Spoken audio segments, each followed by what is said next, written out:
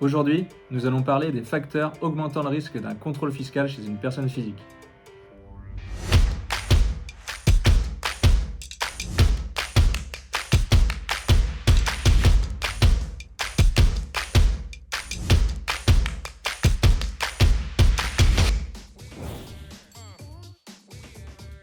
Le premier facteur, c'est le fait de n'avoir jamais fait l'objet d'un contrôle fiscal.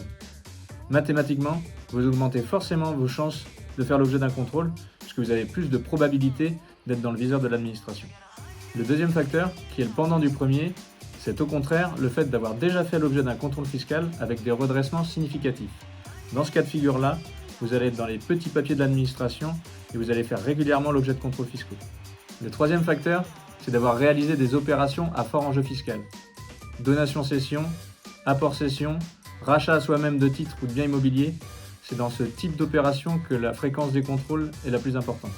Le quatrième facteur, c'est le fait d'avoir déposé une ou plusieurs déclarations rectificatives ayant entraîné un remboursement en faveur du contribuable. Dans ce cas de figure-là, l'administration va venir creuser le dossier et analyser si la demande de remboursement est justifiée. Le cinquième facteur, c'est le fait de détenir une société immatriculée à l'étranger. Dans ce cas de figure-là, l'administration a tout intérêt à venir contrôler la situation du contribuable, puisque les conséquences fiscales et financières de ce type de redressement sont souvent très importantes, que ce soit en matière de TVA, d'impôt sur les sociétés, ou alors de majoration de 80% pour activité occulte. Le sixième facteur, c'est le fait d'oublier de déposer ses déclarations. Dans ce cas de figure-là, l'administration aura une alerte automatique, et vous allez forcément attirer les lumières sur vous. Le septième facteur, c'est le fait de ne pas avoir déclaré la perception de dividendes ou alors la réalisation d'une plus-value de cession importante. Dans ce cas de figure-là, il faut savoir que l'administration dispose de modalités de recoupement d'informations qui permettra forcément d'identifier l'absence de déclaration. Le huitième facteur, c'est le fait de bénéficier d'une succession pour un montant très important. Dans ce cas de figure-là, l'administration a tout intérêt à venir contrôler la situation du défunt en fonction des valeurs qui seront déclarées lors de la déclaration de succession.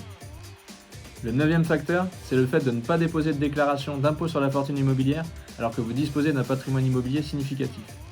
Encore une fois, dans ce cas de figure-là, l'administration dispose de données importantes qui vont lui permettre de recouper les informations et de très vite identifier la situation des contribuables qui n'ont pas déclaré. Le dernier facteur pouvant augmenter les risques d'un contrôle fiscal chez une personne physique, c'est le fait d'avoir un train de vie supérieur aux déclarations que vous avez pu faire. Les photos de voitures de sport, de voyages, d'hôtels luxueux sont autant d'informations disponibles sur les réseaux sociaux qui permettront à l'administration fiscale de vous contrôler.